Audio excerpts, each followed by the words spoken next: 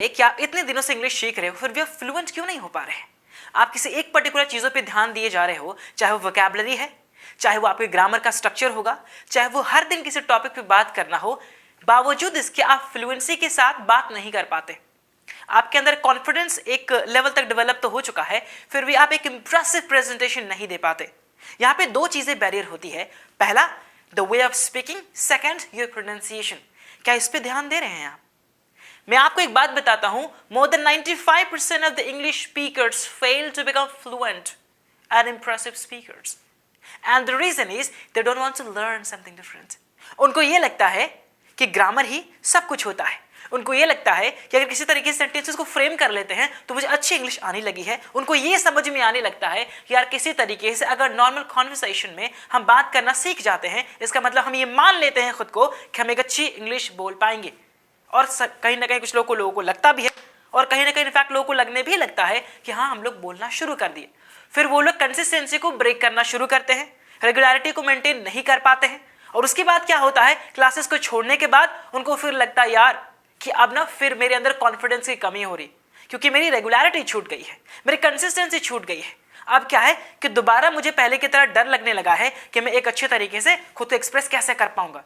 दूसरी प्रॉब्लम ये आती है क्लासेस को छोड़ने के बाद या फिर रेगुलरिटी को ब्रेक करने के बाद कि धीरे धीरे क्या होता है कि जब इंग्लिश स्पीकिंग इन्वायरमेंट से चले जाते हो, दूर चले जाते हो, या खुद को आप इंटरैक्टिव सेशन से दूर करते हो, तो धीरे धीरे जो लेवल आपका बोलने का था आप उसी तरीके से सोचना शुरू कर देते हैं, उसी तरीके से बातचीत करना शुरू कर देते हैं, and way of speaking and pronunciation पहले की तरह ही हो जाती है आपकी। क्या इस पे आपने कभी सोचा है? आप चाहते हो ना, like you want to speak like a Jayashree, you want to speak like a Shashi Tharoor, but have you ever noticed that what are you doing exactly? कि शुरुआत में क्या होता है कि छोटे छोटे सेंटेंस को फ्रेम करना और एक बेसिक लेवल की इंग्लिश जान जाना, उसके बाद अगर किसी को अब ये बोला जाए कि आपको वेब स्पीकिंग पे काम करना है, आपको मॉड्यूलेशंस पे काम करने होंगे, आपको एक्सेंट पे काम करना पड़ेगा, एक्सेंट नहीं भी समझ में आ रहा ना तो आपको प्रोनाउंसिएशन पे काम करना पड़ेगा, क्योंकि क्या बोलते हो उससे कोई मैटर नहीं करता, आप कैसे बोलते हो ये बहुत मैटर करता है। अगर आप एक कॉर्पोरेट से बिलोंग करते हो, किसी ऑर्गेनाइजेशन से बिलोंग करते हो, अगर आप स्टूडेंट हो, एंटरप्रेन्योर हो, फ्रीलांसर हो, एक बिजनेस ऑनर हो, तो आपको शब्दों की अहमियत बहुत अच्छे से मालूम होगी।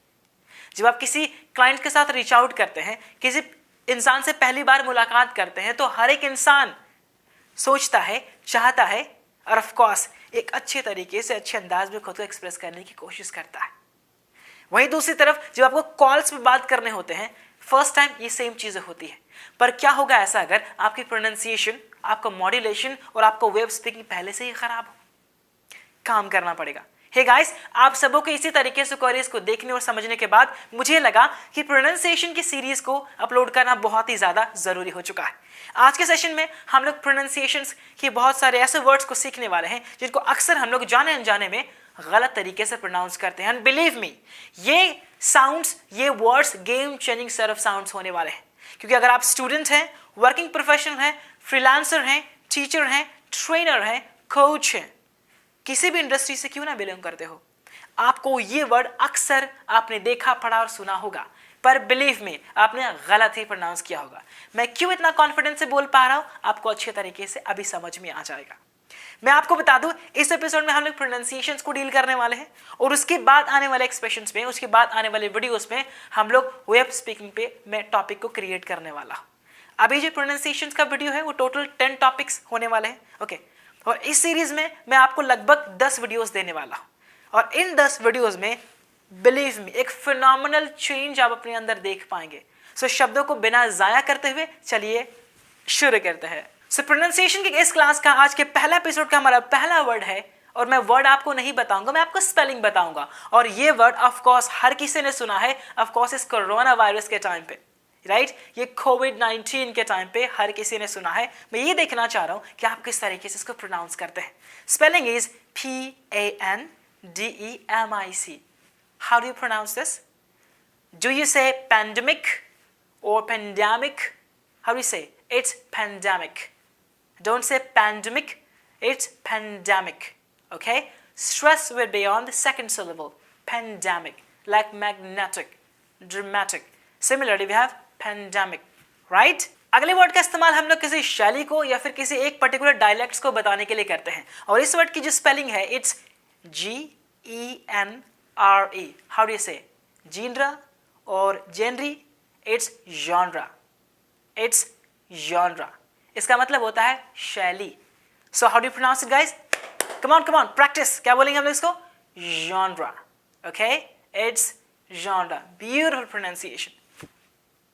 जब किसी खास होटल या फिर बिल्डिंग के सेट ऑफ रूम्स के बारे में बात की जाती है तो उस पर्टिकुलर टाइम पे हम लोग इस वर्ड का इस्तेमाल करते हैं. एंड आई बिलीव जब मैं आपको इसकी स्पेलिंग बताऊंगा तो आप इसको गलत तरीके से प्रोनाउंस करेंगे. And the spelling of this word is SUITE. क्या कहते हैं आप इसे? Suit. It's sweet. Come on ladies and gentleman, it's sweet. इसका मतलब होता है सेट ऑफ रूम्स, राइट? इसके बाद मैं नहीं चाहता कि आप गलत करोगे. इस लिस्ट में जो हमारा अगला वर्ड है उसे एक हम सब्जेक्ट के तरीके से इस्तेमाल करते हैं. ऑफ कोर्स अगर आप ग्रेजुएशन के हैं या फिर अगर आपने 12 दिया है तो आपने हो सकता है कि आपने इस सब्जेक्ट को ऑप्ट करा होगा उस पर्टिकुलर टाइम में. And the spelling is BIOLOGY. Of course आंख बंद करके आपने कहा होगा कि सर ये तो बायोलॉजी है ना? नहीं मेरे दोस्त, ये बायोलॉजी नहीं, ये बायोलॉजी है. कैसे बोलेंगे इसको? Biology. There is a beautiful wave turn, right? It's going upward. It's biology. It's biology, right? It's like wave, smooth curve. Biology. इसी के साथ साथ हमारे पास अगला एक खास वर्ड है जो पिछले वर्ड से रिलेट करता है और उसकी स्पेलिंग कुछ इस तरीके से होगी. Z, it means ZOOLOGY. क्या कहते हैं इसको? जूओलॉजी. कम ऑन, फिर गलत कर दी ना आपने. चलिए अब यहाँ पे कैसे होंगे? इट्स जूओलॉजी. जूओलॉजी. ठीक है, तो जूओलॉजी नहीं बोलना, इट्स जूओलॉजी. जैसे मैंने आपको बताया जूओ, हम लोगों ने कैसा सीखा था पिछले वाले वर्ड में? Bio, right? ठीक इसी तरीके से हम लोग प्रोनाउंस करेंगे.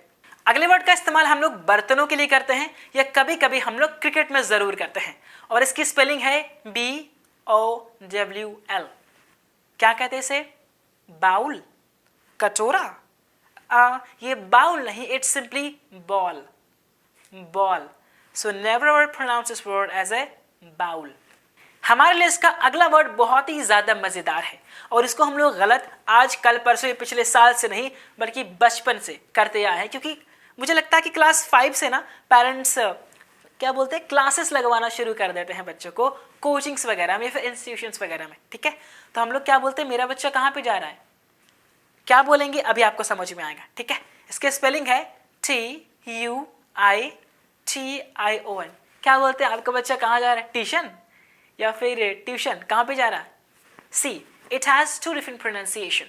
If we talk about the American pronunciation, so we say tuition. And if we follow the British version of pronunciation, so we say tuition. American में हम लोग क्या बोलते हैं? tuition. पर ब्रिटिश में हम लोगों ने क्या बोला? tuition. So अब ट्यूशन नहीं बोलना है आपको, right? I believe कि आपको समझ में आ गया. हम लोग कहाँ जाते थे या फिर हमारे पेरेंट्स हमें कहाँ भेजते थे? ट्यूशन में या फिर ट्यूशन में. Done? I hope it's clear now. जब बात हो प्रोनाउंसिएशन की तो इस वर्ड को मैं कैसे भूल सकता हूं मेरे दोस्त, क्योंकि अक्सर मैंने खुद जब मुझे नहीं आ रहा था, जब मैंने पहली बार इस वर्ड को देखा मैंने गलत प्रोनाउंस करा था, to be honest, by god, right? And spelling है कुछ इस तरीके से PLUMBER. क्या कहते हैं? प्लम्बर. क्योंकि जब हमें किसी चीज़ को नल वगैरह ख़राब हो गया या फिर बेसिन ख़राब हो जाती है तो हमें बनवाना होता है ना, किसे बुलाते हैं? प्लम्बर को. नहीं मेरे भाई, यहाँ पे बी साइलेंट है तो हम लोग क्या बोलेंगे? It's plumber. Don't say plumber और plumber, it's plumber. That's it. Be silent over here.